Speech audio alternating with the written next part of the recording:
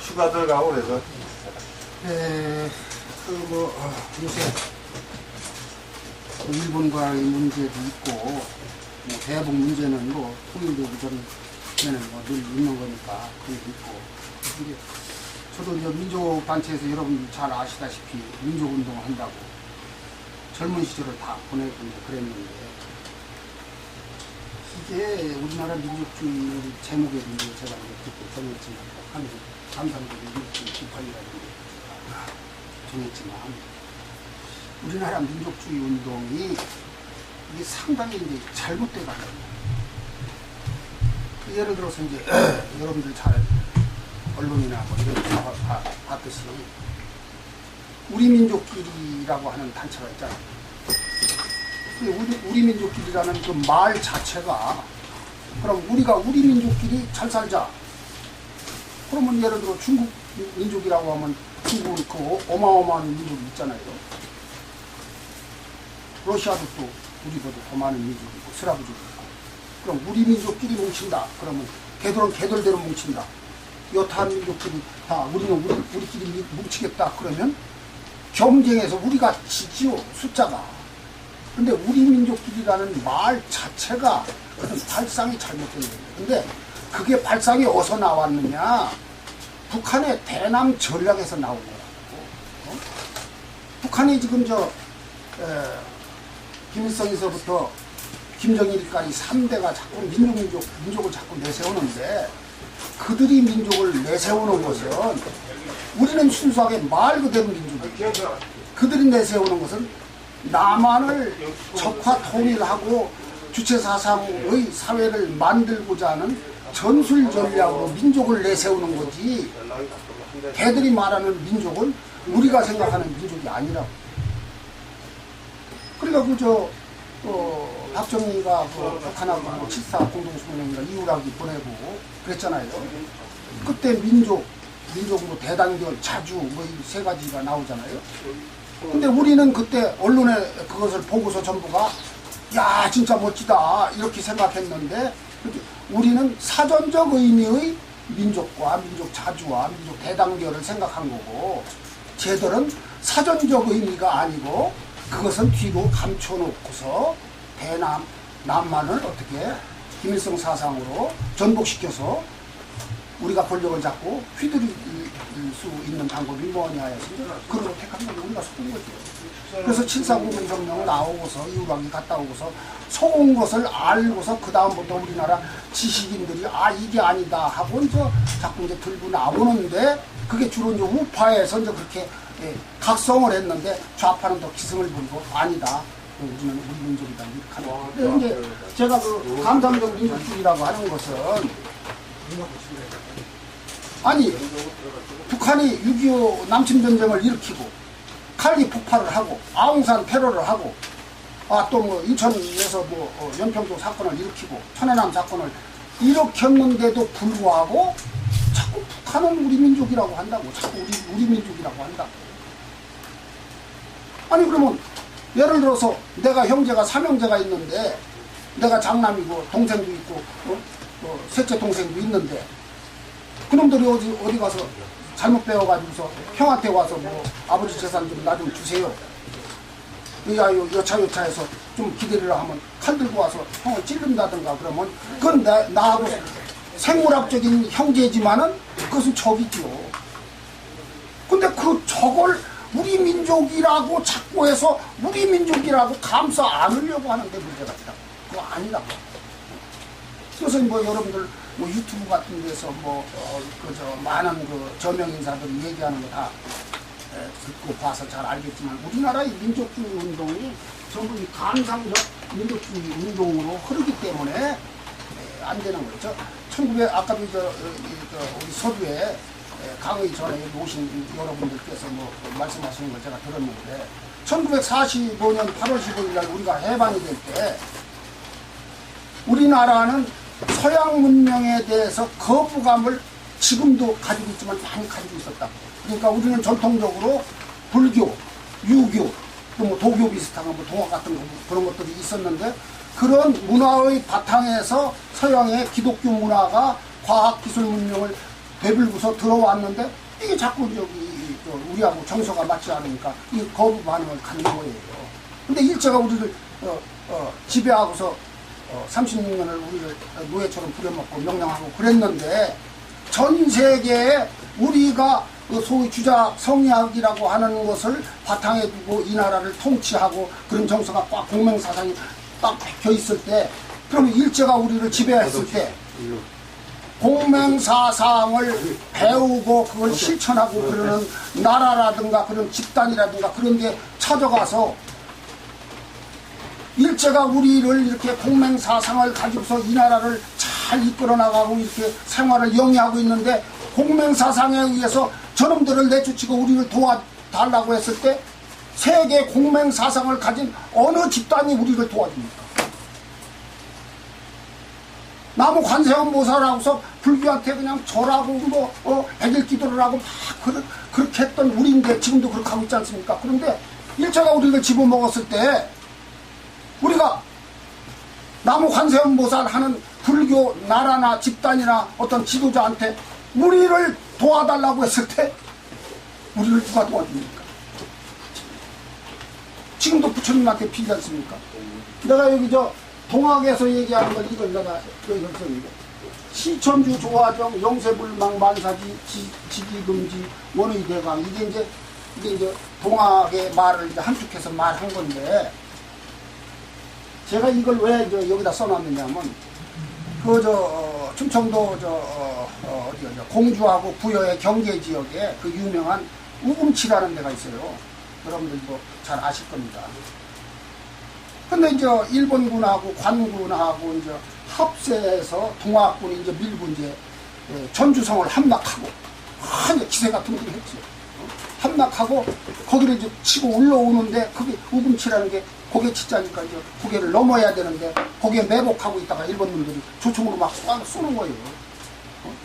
근데 전주성을 함락할 때 전동준이가 뭐라고 말했냐면 휘하 중간 장수들한테 뭐라고 했냐면 궁궁을이라고 하는 부적을 써서 태워서 물을 마셔라.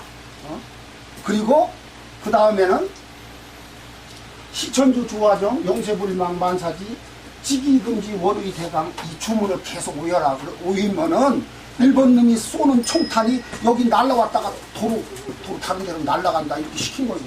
그 역사적인 사실이라고. 그랬는데 실제 그렇게 해서 전주성을 함박을 시켰다고. 근데 이 함박시킨 게 그 힘이라고 얘기를 해놓은 거야. 그래놓고 우금치 고개를 넘을 때 거기서 또 얘기를 해놓은 거예요. 그런데 일본 놈이 조총으로 쏘는데 그게 됩니까? 전부 다 죽었죠. 근데 지금 우리나라 민족학자들이 또 특히 여기 무슨 정산돈이 무슨 동학이니 천독이니 이런 사람들이 이때 이 불상사에 대해서 한마디도 우리가 잘못했다고 말하는 사람들은 못 봤어요. 그런 글을. 지금 같으면 이걸 지휘한 사람은 지금 총살시키는 거예요. 그렇잖아요. 아니 총을 가지고 온 사람 보고 궁궁을 부적을 태워먹고서 무조건 돌진하라. 주문을 외우고 돌진하라. 그런 장수가 어디 있습니까? 지금 같은 건 총살시켜야 되는 거예요. 그런데 지금 우리나라 소위 감상적 민족주의자들은 이 얘기 한번 이 얘기를 비판하는 글을 쓴 걸 내가 보지를 못했어요. 이게 바로 우리나라의 감상적 민족주의자들이에요. 그래서 우리는 자 다시 말을 들어 1945년 8월 15일 날 일본의 이제 원자탄 폭격에 의해서 우리가 해방됐잖아요. 근데 그 원자탄을 떨어뜨린 그 세력이 우리가 가장 미워하지는 않지만 그때 기독교가 우리나라를 들어왔을 초기니까. 그런데 들어와서 무슨 짓을 했느냐면은 초상 신주를 모시고 제사 지내는 거 둘러엎고 제사 지내면 안 되는 것이다. 그건 마귀다. 뭐 짱구 이렇게 할 게 아닙니까? 그러니까 거부 반응이 더 많았다고. 기독교 교인이 그렇게 많지를 안 했을 때니까. 그랬는데 어랍시오. 그것을 믿는 기독교 문화권의 최고 강국인 미국이 원자탄을 떨어뜨려서 우리를 해방시켜줬다고요. 근데 지금 우리나라 민족운동하는 사람들이 대부분 90%는 미국이 원자탄에 의해서 우리가 해방된 거에 대해서 고맙다고 말하는 사람들이 80, 90%는 없어요. 전부가 말을 안 해. 이게 우리나라의 그러니까 많이들 알죠. 감상적 민족주의라고 저기 내가 그 얘기를 하는 거예요. 아니 나는 뭐 미국을 칭찬하자는 얘기가 아니라 현실을 얘기하는, 그때 현실을 얘기한다고. 그럼 지금도 말이죠. 내가 이제 강화문에 태극기 집회하는데 종종 나갑니다. 근데 한국 중에서는 반드시 소수 인원이지만 반미 미국은 물러나라, 미군 철수하라, 반드시 대모대가 있어요. 근데 옛날 같으면 젊어서 같으면은 걔들하고 이제 말싸움을 하고 니가 그렇게 하면 안 된다고 그러는데 옛날이나 지금이나 그런 말이 통하는 애들이 아니니까. 근데 그것을 정부가 옛날에 소위 우파 정권이라고 하는 이 사람들이 권력을 잡고 있을 때는 그런 얘기를 못하게 했는데 지금 내버렸잖아요. 요 얼마 전인가 내가 저 교보문고에서 가보니까 학생들이 미국은 물러나라 막 이렇게 데모를 하는데 뭐 내가 보니까 한 30명이나 되나? 대학생들. 그런데 걔들을 보호하기 위해서 경찰들이 둘러쌌는데 경찰 숫자가 더 많더라. 걔들을 보호하는 숫자가. 그래서 제가 얘기하고자 하는 것은 이게 이제 감상적 민족주의다.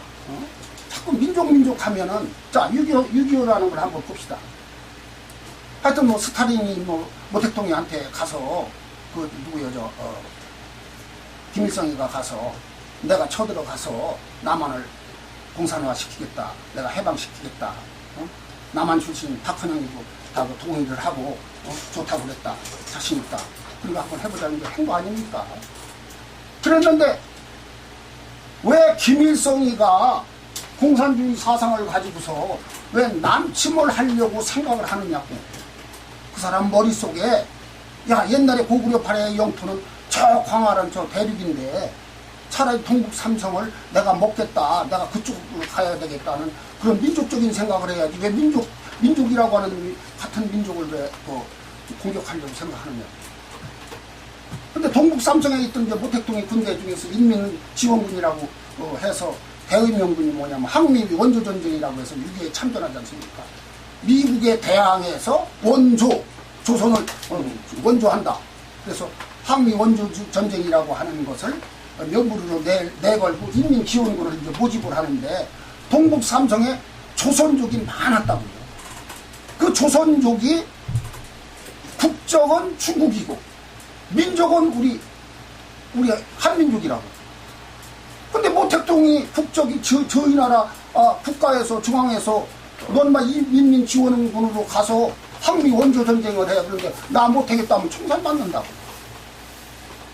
민족이 우선이냐 국가가 우선이냐 할 때는 국가가 우선이라고. 그렇지 않습니까? 근데 지금 이 좌파라든가 이 문재인 일당은 자꾸 민족이 우선인 걸로 내세우는 거예요. 민족이 우선이다 이거요. 아니 그럼 민족이 우선이면 저기 저 연변에 있던 동북 삼성에 있던 6.25 전쟁 때 그러면 니들 항미 원조 전쟁에 나가라 그럴 때 나는 못 나간다 그래야 되는 거 아니야? 못 나간다 하면 그냥 죽는 거예요. 러시아에 있던 고려인들이 또 많았잖아요. 근데 6.25 전쟁 전에 남침 준비를 하기 위해서 전부 김일성이가 불러들이고 스탈린이 또 북한으로 내려보냈어요. 내려보내서 사전 준비를 다 했다고.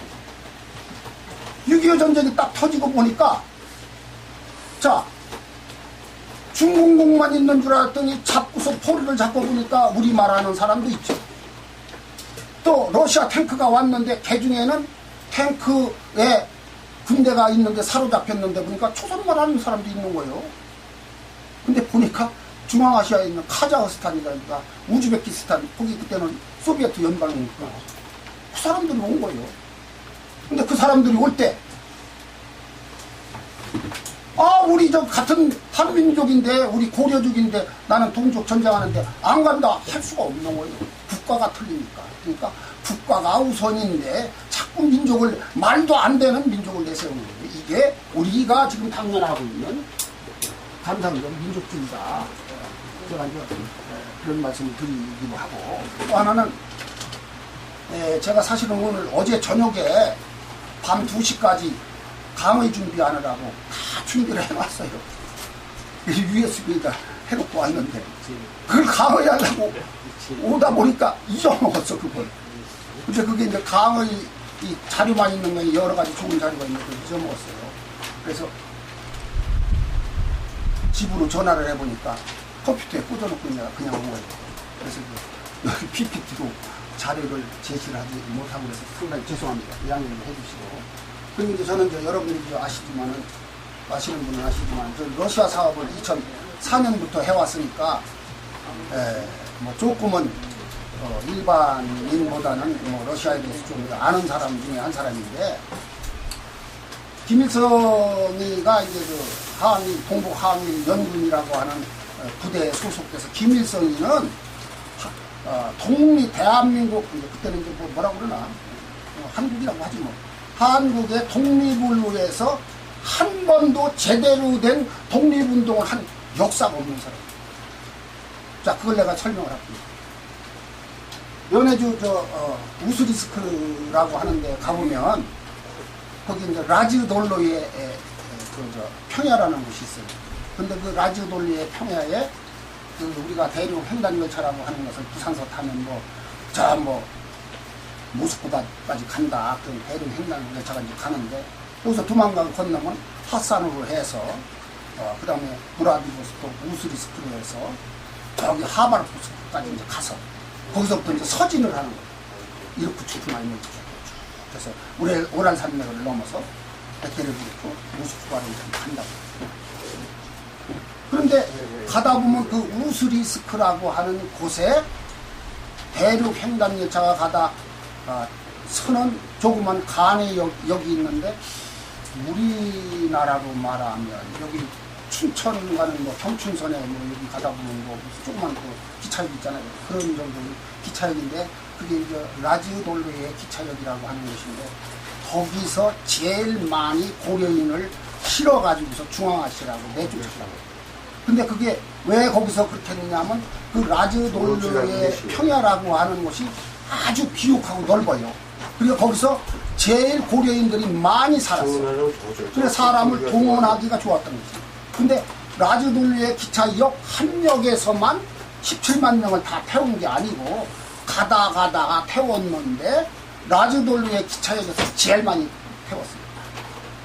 그래서 이제 태워서 가서 이제 중앙아시아로 갔지 않습니까? 근데 그 라즈돌로의 기차역 그 근방이 88여단의 남야형 B캠프라는 곳이에요.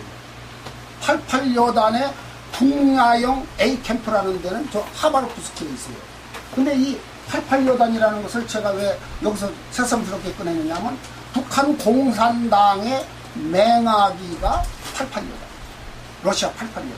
그러니까 중국의 동북 삼성에서 항일 연합군에 김일성 부대가 연합군에 속해 있다가 그때 이제 어떤 사건이 벌어졌냐면 고천도 사건이 벌어지고 청산리 봉우동 사건 같은 것이 벌어졌는데 일본 놈들이 묵사발이 됐지 않습니까? 그러니까 앙심을 품고 이제 조선 사람, 조선군, 조선인, 민가라든가 보는 대로 닥치는 대로 막 그냥 불사질르고 죽이고 말이야 막 참살하고 이렇게 했는데 김일성 부대는 한국인 독립군 부대가 아니고 중국의 동북항일 연군 부대에 소속돼 있었다고. 그래서 이제 근데 그 부대에 소대급, 뭐 중대급 이런 사람들이 조선족으로만 이렇게 물론 중국 사람도 섞였지만 조선족으로 이렇게 이제 포함이 돼 있었는데 쫓기고 그러다가 도저히 죽을 수가 없고 부하들이 이제 많이 죽고 이제 그러니까 국경을 넘어서 우수리 국경을 넘어서 연해주로 가서 바로 이제 붙들렸어요. 소련군한테 붙들렸어. 손들어. 넌 누구야? 난 김성주가 이렇게 나왔지. 넌 누구야? 너 신분을 밝혀라. 그런데 그때 88여단에 먼저 와서 자리를 잡고 있던 주보증이라는 중국인이 있었어요. 주보증이를 내가 잘한다. 내가 누구냐? 김성주라는 것을 주보증한테 얘기하면 내 신분에 대해서 알 것이다. 주보증한테 전화를 해서 물어보면 그 사람 아주 좋은 동지고 어쩌고 저쩌고 해갖고 풀려났어. 풀려만 난 게 아니라 88여단에 편입을 시켜버렸어요. 김일성이가 88여단에 편입이 되고서 거기서 88여단의 남야형 제가 말하던 우수리스크 있는 남야형 라지돌루의 기차역 근방에 있는 거기에 소속이 돼서 거기서 88여단의 군인으로서 근무를 하는 겁니다. 근데 지금도 러시아군은 마찬가지지만 우리나라 군대하고 편제가 틀리고 생활하는 게 틀린데, 걔들은 어떤 부대가 어느 지역에 이렇게 주둔을 하면 지들이 농사를 짓고 돼지도 키우고 이렇게 해서 자급자족을 해서 먹고 사는 그런 군대 문화를 가지고 있어요. 그러니까 김일성도 뭐 할 수 없이 돼지도 키우고 야채도 심어서 먹고 그런 짓을 했어요.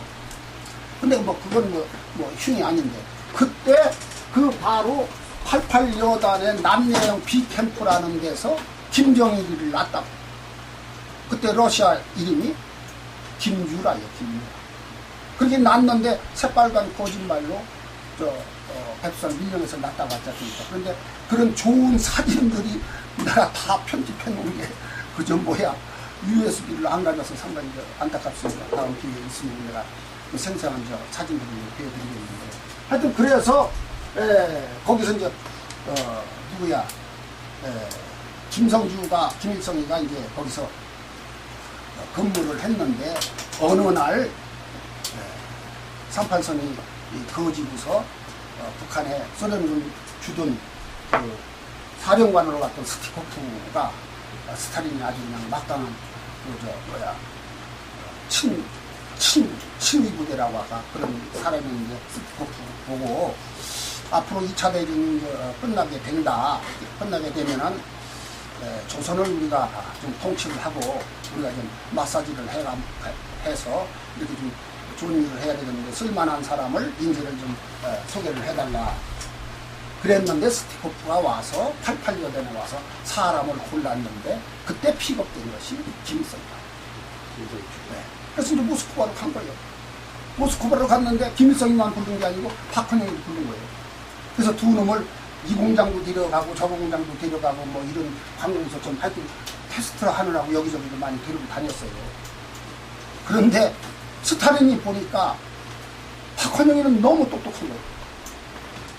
근데 김일성이는 원래 88여단에 있을 때부터 사람이 우직해서 상부로부터 명령이 내려오면 절대 복종하는 그런 개성을 가지고 있었고 아주 또 부지런했고, 근데 뭐 어디를 가면 질문을 하라고 하면은 김일성이는 별 질문도 안 하고, 우리 식으로 하면 군대에서 우리 이제 군대 생활할 때 우리는 이제 사병이니까 병장이 뭐라고 하면 이렇게 하지 않습니까? 그게 복종행위였는데, 이거 박헌영이는 꼬치꼬치 자꾸 따지는 거예요. 숫자를 들여대가면서.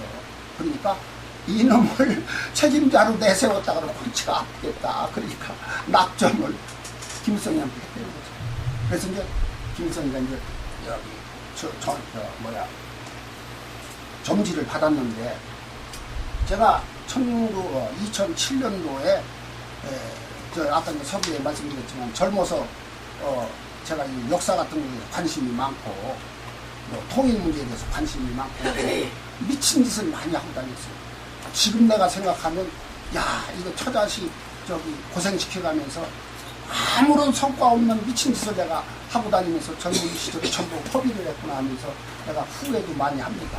그런데 또 내 후배들한테 그런 얘기를 하면 스님 또 그런 게 있으니까 또 사회가 또 움직이는 게 아니겠습니까? 이런 저한테 이제 격려도 하고 그러는데, 하여튼 2007년도에 홍범도 장군 역사 탐방 때문에 내 역사를 고정을 해야 되기 때문에 카자흐스탄으로 날아갔어요.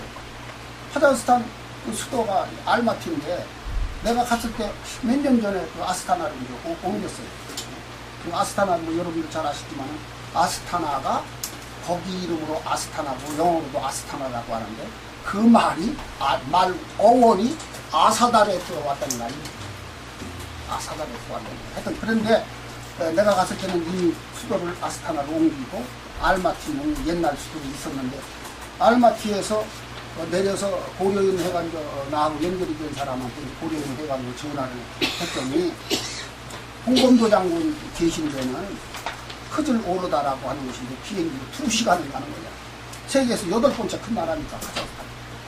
그래서 비행기를 타고 이제 크즐 오르다를 가서 거기서 이제 홍범도 장군 묘역 있는 데를, 또 거기 홍범도 장군 현지 고려인 그 기념사업회 회장 김대표라는 사람이 나를 안내를 하더라고.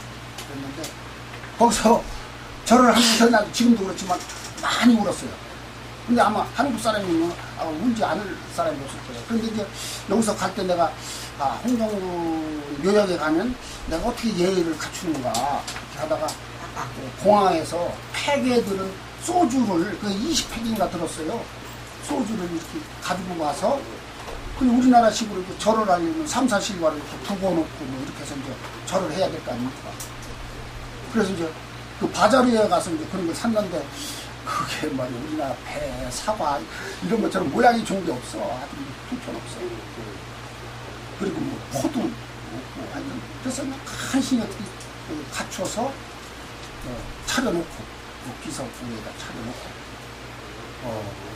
그리고 한국에서 일부러 가지고 간 한국의 물과 한국의 누룩으로 홍범도 장군의 고국 그렇게 그리워하던 고국의 물과 누룩으로 빚은 소주를 부어놓고 이제 절을 내가 했죠. 근데 거기 이제 그 전에 텔레비에 보니까 그 옆에는 같은 교역에 계봉 선생의 그 통상부가 있더라고요. 그분은 이제 연해주에서 교육자로서 많이 공헌했던 그런 분이 있는 말이에요. 하여튼 그렇게 하고서 거기를 이제 갔다 온 적이 있어요. 근데 이게 항상 이 학문이라고 하는 것이 하나만 보면 어딘가가 또 고장이 나더라. 그 요전에 우연히 제 후배가 되는 황당엽 선생 그 탈북하는데 1등 공신 역할을 한 그 당시 조선 월간조선 기자를 했던 김용삼 기자라고 있어요. 그 인터넷 유튜브에 보면 잘 나옵니다. 근데 그 사람하고 우연히 만나서 그런 얘기를 했더니 아이고 선생님 그저 홍범도 장군은 그렇게 너무 추앙하지 마세요. 그러는데 난 그건 몰랐어요. 무슨 얘기를 하냐면 흑하사변에 홍범도 장군이 소련 당국한테 우리 민족에 대해서 좋지 않은 일을 했기 때문에 살아서 그렇게 됩니다. 그래서 그 후로 자료를 뒤져보니까 그런 부분이 좀 나오더라고요. 그래서 이 학문이라는 게 끝도 없구나.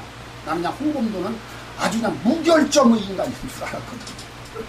근데 다시 이제 청살리 봉오동 전투에 대해서 좀 얘기를 하면 청살리 봉오동 전투라고 하는 것은 일본의 정규 육사를 낳은 정규군, 정부 정규군을 우리의 독립군이라고 하는 것은 민병대 수준 아니겠습니까?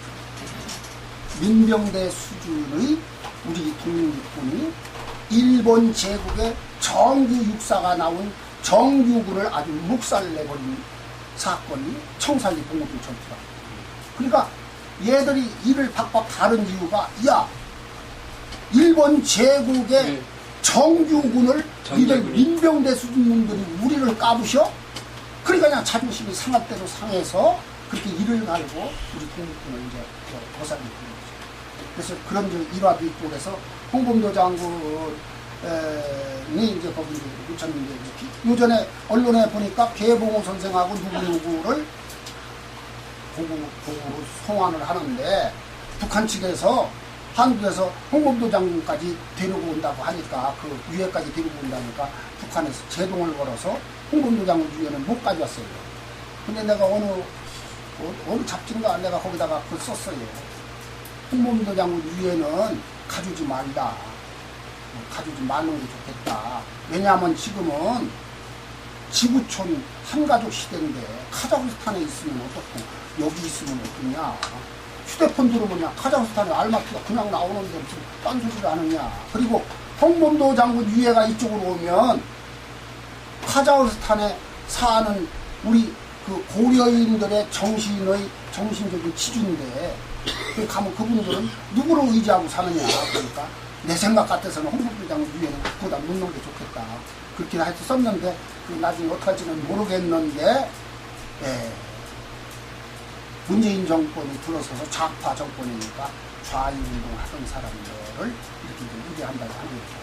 아까 내가 홍범도 장군이 소련에 협조했다 어쩌고 하는 것은 소련 지역에서는 그 당시에 소련 레닌 스탈린 혁명군과 백군하고 막 싸우고 그럴 때인데 백군하고 백군이라고 하는 것은 짜르 정권을 옹호하는, 왕조를 옹호하는 그런 세력이 아닙니까? 그런데 그때 거기서 살아남기 위해서는 소련 정부가 원하는 대로 하지 않으면 홍범도도 취급합니다. 그런데 살기 위해서 선택한 어쩔 수 없느냐 이렇게 생각합니다.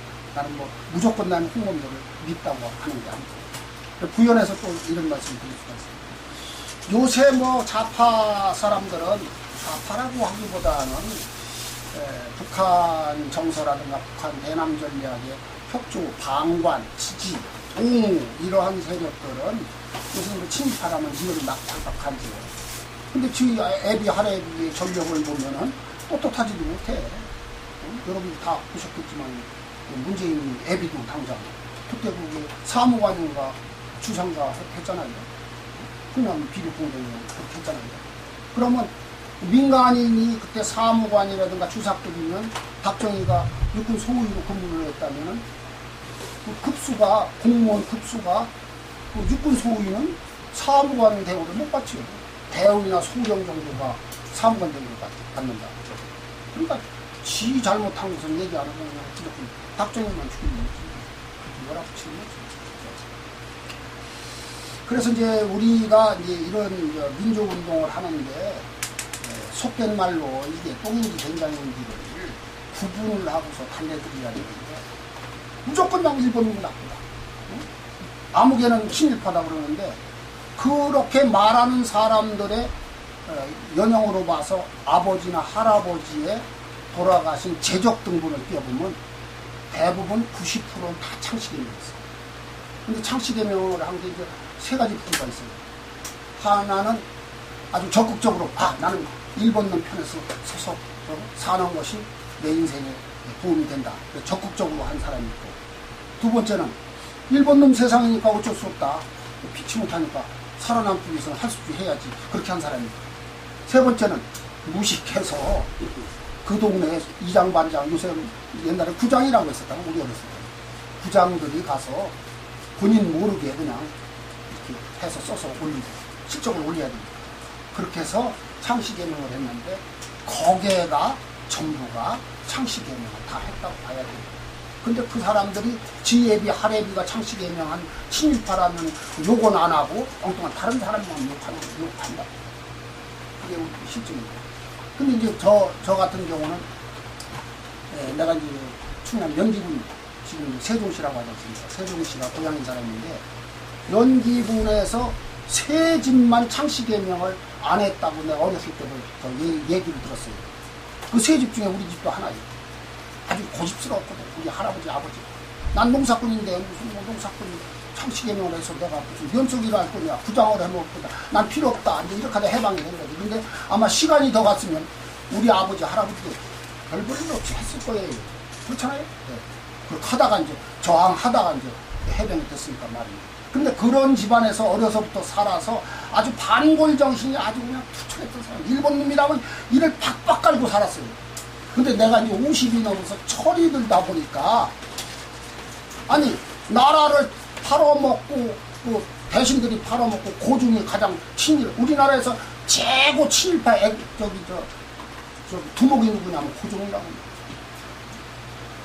일본하고 합방을 하지 않습니까? 합방하는데 일본 황실의 한 부분에 조선 황실을 보호한다고 해서 봉급을 줬다고, 생활비를. 해방될 때까지 황실을 매겨 살렸다고. 그럼 대한민국의 가장 친일파 우두머리가 뭐예요? 이씨 왕조 황실이다. 근데 그건 놔두고서 그냥 엉뚱한 박정희만 조지는 거예요. 박정희. 백선엽만 조지. 이게 이제 감상적인 민족주의의 해다. 그 말씀을 내가 드리고 싶어서 말씀드립니다. 그 6.25 사변이 터질 때 그때 이제 그 중국의 정세가 어떻게 돼 있었냐면 이제 장개석하고 오택동하고 싸워서 이제 오택동이 이기지 않습니까? 그 당시에 동북 삼성의 실권자는 누구냐면 고광이라는 사람이 실권을 잡았어요. 가옥강이라고 합니다. 한문으로는 있습니다. 이렇게 있어요. 그 인터넷에 검색해보면 고강에 대해서 잘 나옵니다. 근데 이게 러시아파예요. 그리고 또 동국 삼성은 러시아의 입김이 많이 작용을 했었는데 이 고강이 동국 삼성의 그 세력을 누구요? 모택동도 이리왈 저리왈 못했다. 근데 나중에는 이제 반여 근무를 뛰어다가 나중에 죽지만은.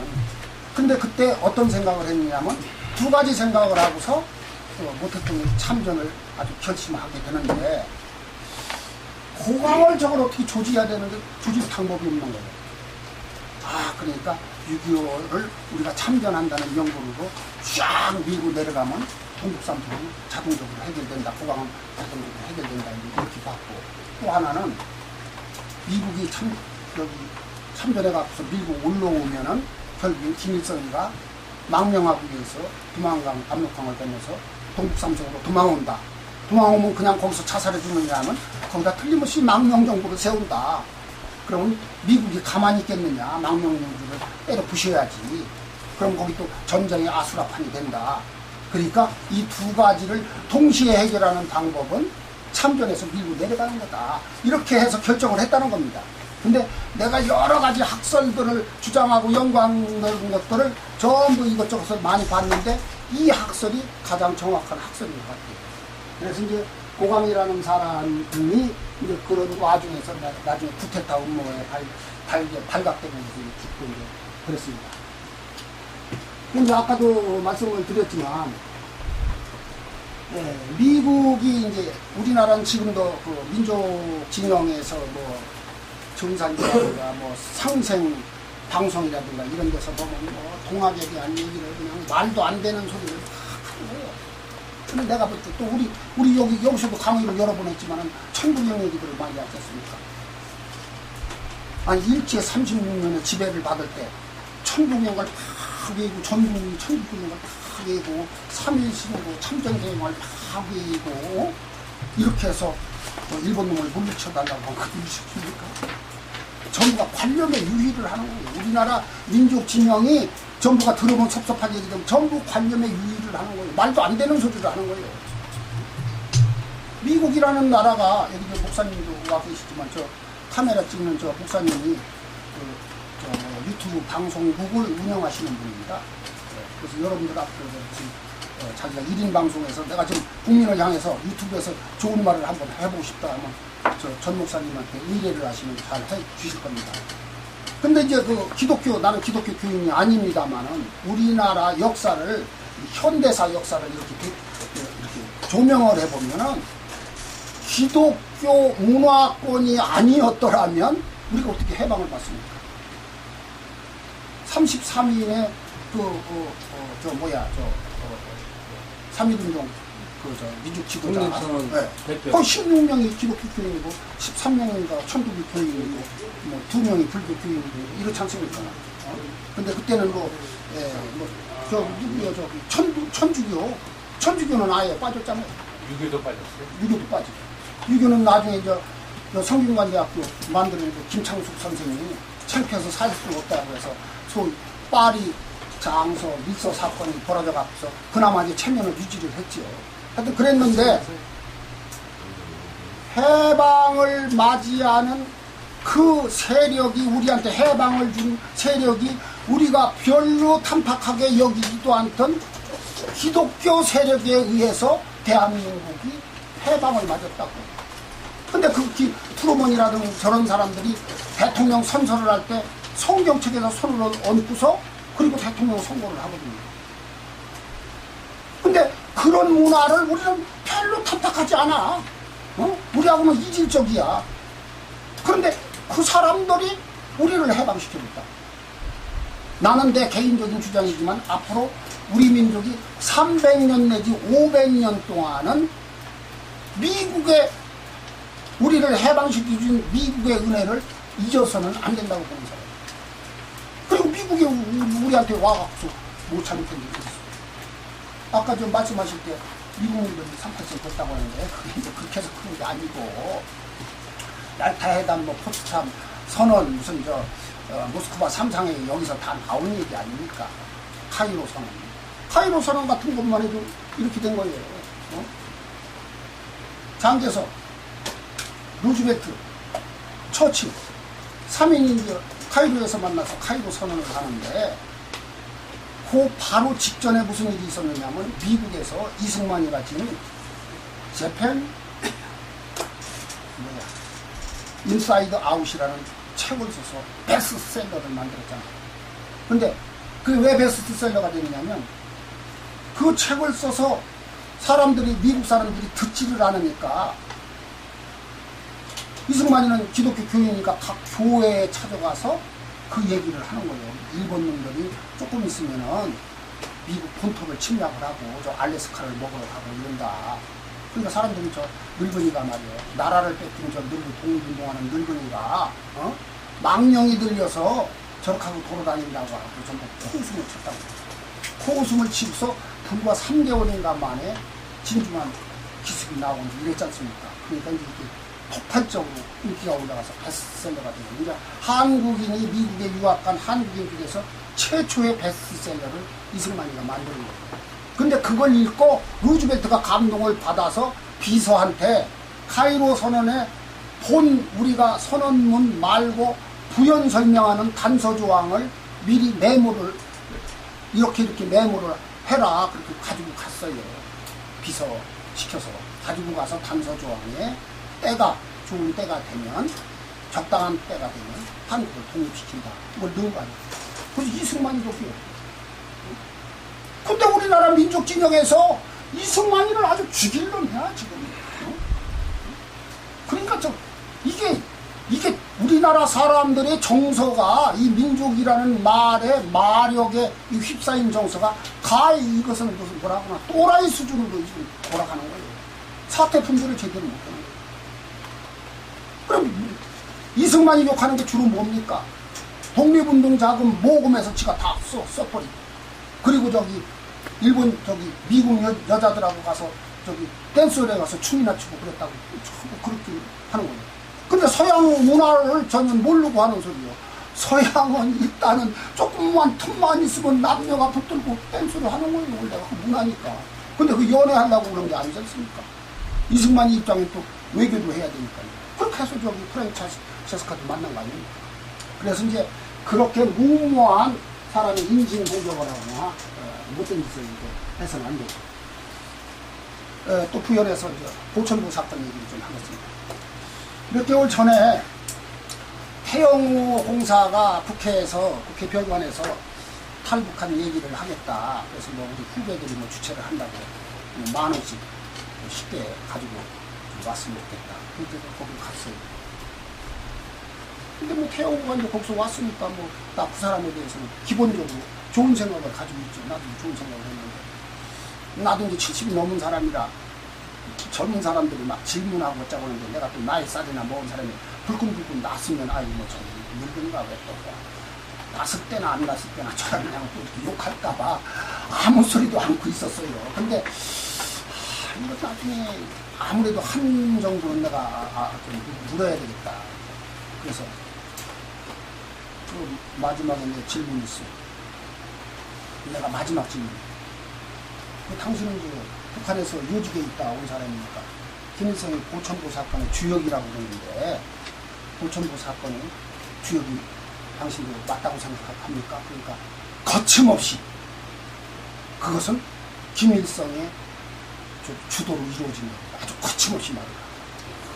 근데 내가 그때 미리 그 당시에 동아일보 호해가 나오고 있어. 호해. 그걸 내가 가지고 있어요. 오늘 USB 내가 가져왔으니까 여러분들 다 보여드립니다. 호해가 나왔는데 그때 보천보 사건의 주역은 한일자 김일성입니다. 지금 북한 김일성은 남일자 김일성입니다. 근데 그때 김일성이라고 김일성 장군이라고 자천 타천으로 해서 말을 하고 다닌 사람들이 한 6명쯤 돼요. 6명쯤 돼요. 각각 다른 사람? 다른 사람이에요. 6명쯤 되는데 보천선보 사건은 한일자 김일성이가 했는데 그분은 아주 유명한 사람인데 얼마 있다 돌아가셨어. 돌아가셨는데 북한의 김일성이가 그 이름을 승명을 한 거예요. 그때 김일성이 나이가 25이야. 세습한다고 그러는 거지. 지가 이제 승명을 하는 거예요. 내가 김일성이다. 하고 다녔다. 근데 그건 내가 이제 그 근대사를 연구하는 사람이니까 이것저것 자료를 해서 다양히 내가 알고 있다고. 근데 그날 내가 그 질문을 하면서 논쟁이 조금 벌어지면 주려고 한 10부를 내가 만들어 가지고 갔어요. 그래서 내가 막 흔들면서 야, 개수작하지 마! 내가 그랬다고.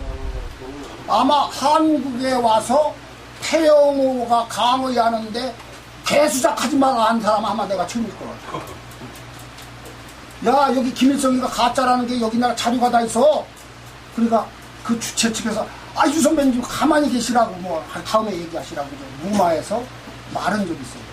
그 다음에 또 다른 세미나장에서도 한번 내가 만난 적이 있는데, 근데 또 지만원 씨가 나보고 그러더라고. 태호가 여기저기서 얘기하고 다니는데 나는 좀 심적인 데가 있어 뭐 그런 얘기를 하더라고. 근데 내가 이제 왜 이 얘기를 하냐면, 그런데 그날 플로어에서 내 후배들이 뭐라고 하냐면, 유 선배님, 저 태영호 말을 이해해야 됩니다. 왜 그러냐, 그러니까. 쟤들은 하나만 가르치지 않습니다. 하나만. 보천보 사건은 북한 김일성이가 한 거다. 하나만 가르쳤으니, 다른 이론을 접할 기회가 없었지 않느냐. 그러니까, 저 사람을 이해해야 된다. 그러면 그날 말할 때, 여러분이 아시다시피, 북한의 학문이라는 건 하나만 가르치기 때문에 나는 다른 이론을 들은 적이 없습니다. 우리는 김일성이가 했다고 가르치니까 그걸로써 우리는 이해를 하고 그렇게 살아왔습니다. 이렇게 말을 해야지 그냥 단호하게 얘기를 하더라. 근데 이제 그때 이제 김일성이라고 한 6명쯤 된다고 그랬는데 여러분들 사직공원 있잖아요. 사직공원에서 큰 길을 남쪽으로 이렇게 걷는 아파트 단지가 있어요. 그게 뭐 LG 아파트인가 뭐라는 단지가 있어요. 거기에 뭐 몇 동인지는 나 잘 몰라요. 관리소에서 물어보면 있어요. 거기에 가면 김일성이라고 하는 김경천 장군의 그 비석이 서 있어요. 거기가 옛날에 김경천 장군이 거기서 살았었대요. 김경천 장군은 지청청 장군의 권유를 해서 일본 육사를 거쳐서 그래서 이제 튀어나와서 거기서 이제 독립운동을 한 거죠. 근데 그분이 얼마나 명성이 대단했느냐 하면 그 사람이 이끄는 독립군 부대가 소련군도 감히 범접을 못할 정도로 용맹하고 조직이 잘 돼 있는 거예요. 그런데 소련에서 볼 때 고려인들을 연해주에 그냥 놔두면 물론 일본놈하고 섞여서 내통을 하니까 그 내통하는 것은 먹고 살려고 하는 거예요. 그 사람들은 나무랄 수가 없는 거야. 낮에는 또 일본 놈들이 와서 뭐라고 할 거 아닙니까? 그럼 밤에는 또 소련군들이 뭐라고 하면은 살려고 적당한 정보를 흘려주는 거죠. 먹고 살기 위해서. 그러니까 이게 이제 생김새는 똑같은데 이걸 구분을 할 수가 없으니까 이게 안 되겠다고 해서 중앙아시아를 내쫓는 그런 일면 있는 전부가 아니에요. 근데 또 한 면은 김경천이 같은 사람이 더 시간을 고려인들을 여기다 놔두면 연해주를 결국엔 한국 사람들한테 뺏긴다. 그 사람들이 여기서 독립을 한다고 하고 어쩌고 이렇게 하면 곤란하다. 그래서 김경천이를 그쪽으로 보내는데 그런 요인도 상당히 작용했다는 그런 김경천이다.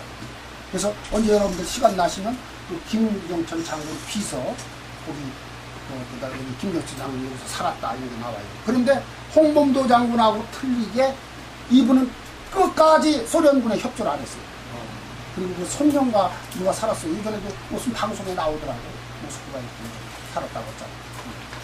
그랬는데 이제 또 하나 이제 김성주에 대해서 또 말씀드릴 것은 카자흐스탄에 제가 이제 갔는데 그 당시에 이제 정상진 선생이라는 사람이 85세 되는 노인이었어요. 근데 이 사람이 누구냐 하면 북한의 김일성 정권이 들어서서 문두산이 허헌의 딸 허정숙이가 문두산이에요. 지금으로 말하면 옛날에 문교부 문화부 장관인가 뭐 있잖아요. 그 장관인데 그 밑에서 차상을 했어요. 차관을 한 거예요. 김장군 선생이라는 사람.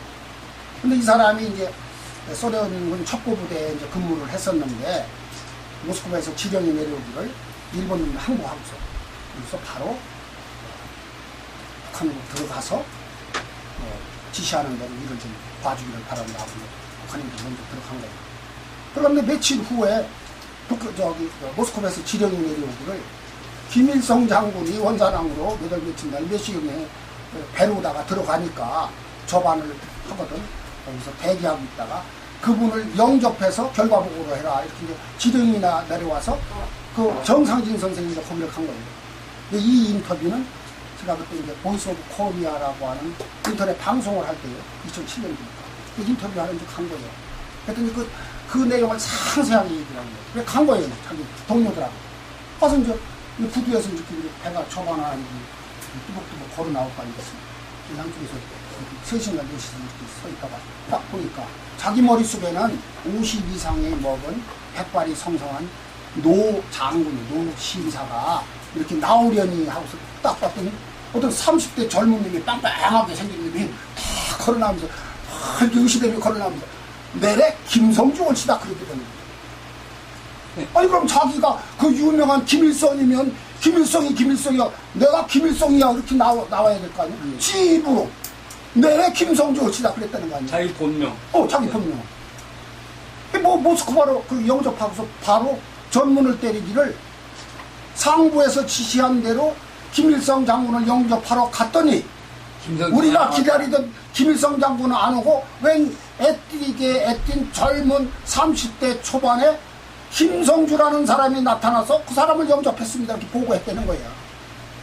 그 내가 월간지에 3회에 걸쳐서 카자흐스탄 그 기행문을 내가 쓴 게 있습니다.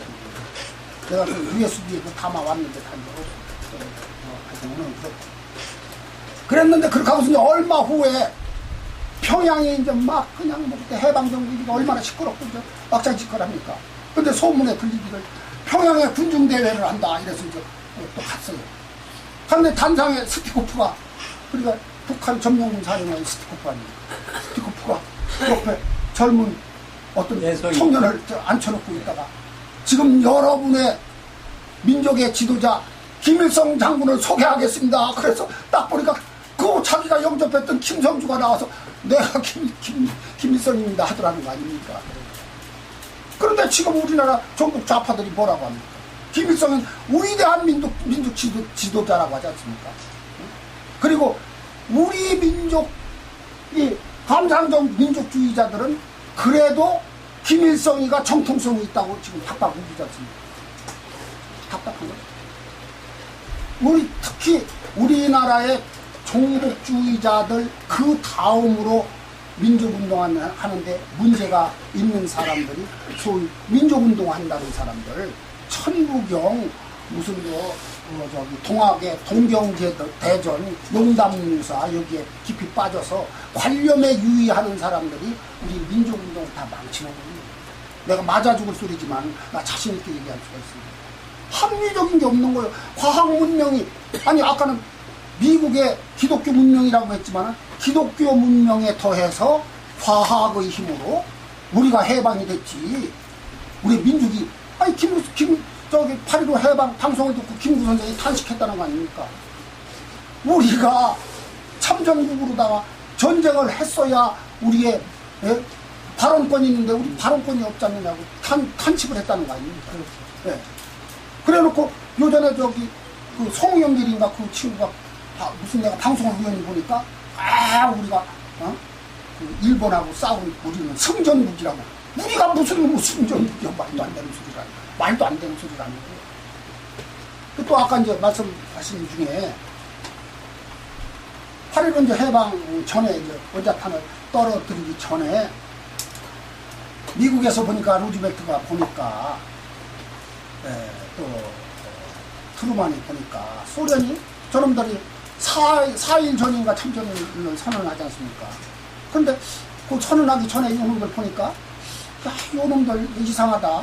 잘못했다가는 일본을 나눠 먹자고 하거나 지들이 다 갖는다고 할 것 같다. 그러면 소련과 중국이 대륙 세력과 해양 세력의 싸움에서 우리가 밀리면 안 되겠다. 그래서 일본을 지키기 위해서 무슨 일본이 미워서 그런 게 아니라 이뻐서 그런 게 아니라 일본을 지키기 위해서 동북아의 미국 자유민주주의 세력, 한미주의 세력, 이 세력이 교두보를 마련하기 위해서 한국의 38선을 일본으로부터 해방받는 그런 경계선을 정한 것이 이제 분단에 고정화가 된 거지. 근데 무조건 그것을 일본 놈들이 걷다고, 아니 미국 놈들이 걷다고, 미국 놈들이 그래서 그런 게 아니지. 그래서 우리가 이렇게 민족 감정에 휩싸였을 때 이 민족을 어떤 방향으로 끌고 가느냐, 정서를 어떤 방향으로, 지식을 어떤 방향으로 끌고 가느냐, 젊은이들을 어떻게 끌고 가느냐, 천부경이 된다고 되느냐. 어떤 사람은 천부경을 우리나라 국부 1호로 하자는 사람도 있어요. 근데 내가 그 사람한테 물어봤어요. 야, 천부경을 내가 알아듣도록 설명을 해라. 그러니까, 아, 선배님 읽어보면 되지. 우리나라의 지금 민족운동 수준이 아까 또 양 선생님 했잖아요. 민족 무슨 단체, 이명호 이사장님 했잖아요. 민족단체 한다고 갔더니 막 지들끼리 막 싸우더라. 말도 안 되는 소리 갖고 싸우는 거예요. 말도 안 되는 소리를. 그리고 그 사람들이 지금 말을 할 때 1945년 해방은 기독교 문화권에 플러스 과학 문명이 우리를 해방시켰다 이렇게 말을 하는 게 아니야. 김일성이는 말할 것도 없고 북한은 김일성이가 솔방울을 가지고 수류탄을 만들어서 해방시켰다고 하지 않습니까? 그럼 박수 치잖아요. 그게 우리나라의 민주운동의 본주소야. 그러니까 우리가 이걸 극복해 나가는 게 좋겠다. 근데 이제 이런 것도 있어. 조만식 선생 같은 분이 그분이 이제 고집스럽게 당신도 남한으로 피난해라. 김일성이 하는 거 보니까 틀려먹었잖아요. 조만식 선생이 뭐라고 했냐면 내 일신상에 오염이 닥친다고 해서 여기에 우리 동포들을 놔두고 나 혼자 살자고 할 수가 없다. 나는 여기서 김성희하고 싸우다 죽더라도 난 여기 지키겠다. 그게 조만식 아니에요. 그렇죠. 신의주 학생운동, 반공 학생운동, 운동 같은 것도 아주 좌절되잖아요. 근데 이제 아까도 이제 보천구 사건과 88 여단 얘기를 했잖아요. 88 여단에 김일성이하고 같이 있던 동료들이 이제 북한 정권이 수립하는 데 이제 혁혁한 공을 세우는데 이 사람들이 나중에 전부 이제 좀 소련으로 다 도망간다고. 아까 얘기했던 정상진 선생도 그 소련으로 또 자기 신변에 위협을 느껴서 도망가요. 그래서 살아난 거라고. 그런데 일당 독재 체제로다가 사회주의도 아닌 개인 숭배 주의로다가 이렇게 만들어 나가니까 이건 아니다 싶어서 다 이제 나가잖아요. 인터넷에 유성철이라고 하는 사람을 한번 검색해서 보세요. 자세한 게 나오죠. 나와 똑같은 그 기계유 유에다가 일울성에다가 철학할 때 철하는 그런 검색해 보시다.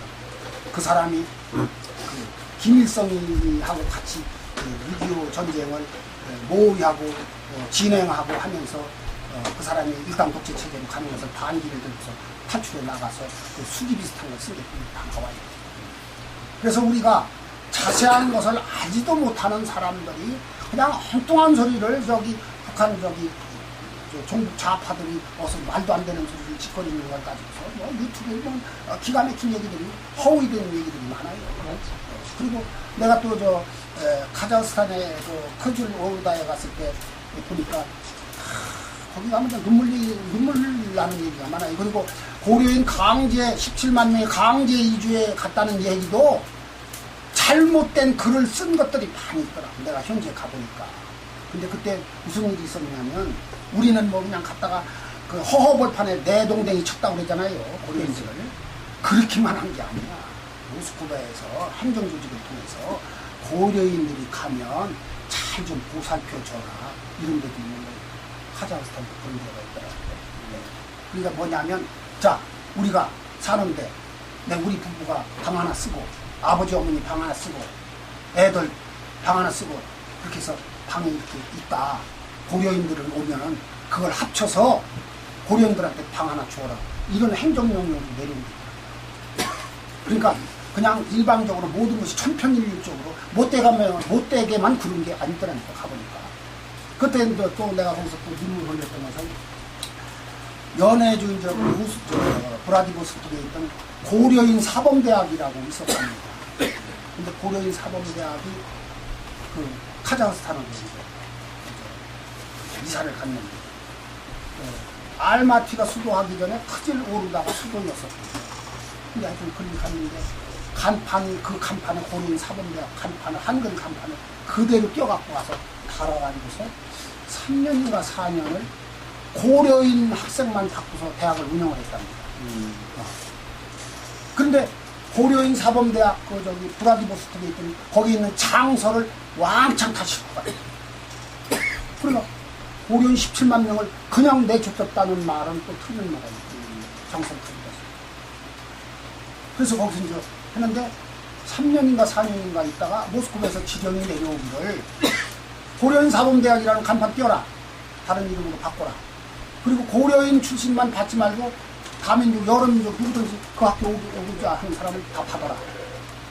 마지막에 뭐라고 했냐면 니들이 브라디보스톡에서 가진 그 장서를 운동장에다 다 갖다 놓고 석유 뿌리고 불 질러라. 이렇게 명령한 거예요. 근데 그 얘기를 하는 김래프 회장하고 나하고 붙들고 울었다니까. 그 장면. 근데 이제 내가 이제 추측기로는 나도 이제 브라디보스톡의 그 저기 극동 연방대학 그 도서관을 많이 뒤졌지만은 내가 보고자 하는 장소는 없더라고. 저기 브라디보스톡에 있는 극동 연방대학 가서 내가 봤거든요. 2005년도에 가서 봤는데 없어. 근데 추측키로는 옛날에 우리 상고사 부분 이런 것들이 거기에 많이 소장돼 있었다는 거예요. 근데 이제 그 인민당에 산더미처럼 써놓고 선풍을 불을 지르는데 거기 이제 도서관 직원이 그걸 보는 거예요. 우리 고객님. 얼마나 가슴이 아플 거예요. 근데 자기가 보니까 아니 이 책은 요것은 타서는 안 돼 이런 게 있었을 거 아니에요. 이렇게. 근데 이제 그 군인들이 이렇게 총 들고 고총을 쳐놓은 거예요. 이렇게 가서 발 톡 차고 이렇게 해서 끄고 밑에서 10여 권을 불타는 것을 건진 책이 있다. 그러니까 절반은 다 타는 거지. 그게 아직도 이게 소장됐다. 그런 얘기를 하더라고요.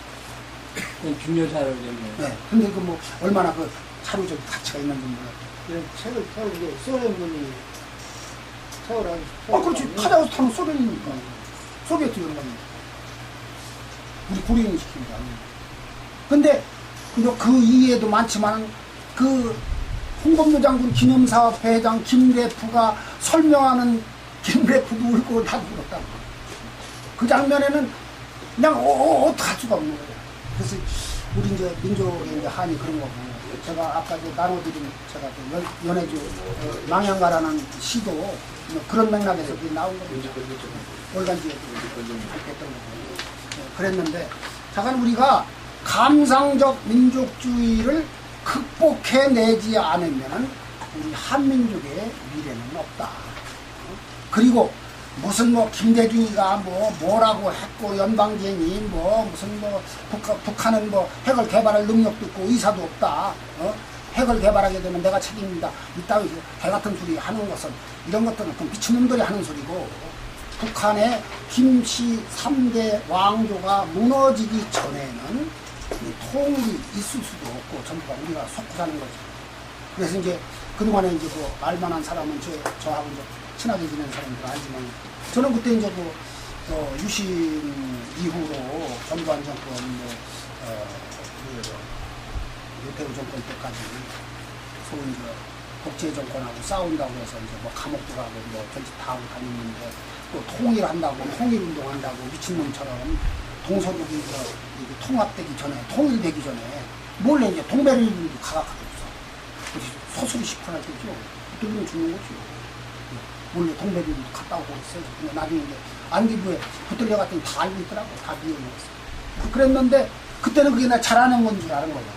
근데 지금 와서 보니까 미친 짓이고, 또 하나는 제가 이제 착각한 건 요새 이제 70이 넘어서 이제 제가 이제 깨달은 것은, 시간은 하늘의 영역인데, 신의 영역인데, 공간은 신도 관여할 수 있고 인간도 관여할 수가 있어요. 시간은 신의 영역, 하늘의 영역이야. 예를 들어서 우리가 봄에 파종을 해서 곡식을 심었다 그러면 여름에 떼약볕을 거쳐서 가을을 거쳐서 이게 열매를 맺을 수 먹을 수 있는 거 아니에요. 근데 그 시간을 단축해서 오늘 심고 한 열흘 있다가 열매를 먹을 수는 없잖아요. 주는 네. 고쳐. 네. 시간은 하늘의 영역인데 나와 같이 무지무매한 인간이 시간도 통일 문제도 우리가 열심히 하면 앞당길 수 있어 이렇게 생각하고 미친 짓 하고 다니는 것이 나다 이런 것을 요새 깨달았어요. 시간은 신의 영역이다. 인간의 영역이 아니다. 그런데 건방지게 내가 신의 영역을 도전을 해서 이렇게 어떻게 하면 될 줄 알고서 사는 거예요. 이렇게 어리석게 사는 내 과거가 있습니다. 그래서 이 자리를 빌어서 또 전두환이가 이제 박정희 시해된 이후로 정권을 잡고 했을 때 박정희에 대해서 우리는 이를 갈고 민주화 투쟁을 했어요. 근데 시간이 지나서 지금 이렇게 되돌아보면 그때 전두환이가 아니었으면 그 난국을 누가 수습했겠는가. 내가 이런 얘기를 하니까 선배님 돌았느냐고 그러더라고요. 그래서 다 가만히 있어봐. 그런 얘기도 하고 다니고 그럽니다. 그래서 늦게서 철이 스스로 점점 나가는 게 아닌가 그런 생각을 하면서 부실한 마음으로 항상 가는 것 같습니다. 질문 있으시면 질문 좀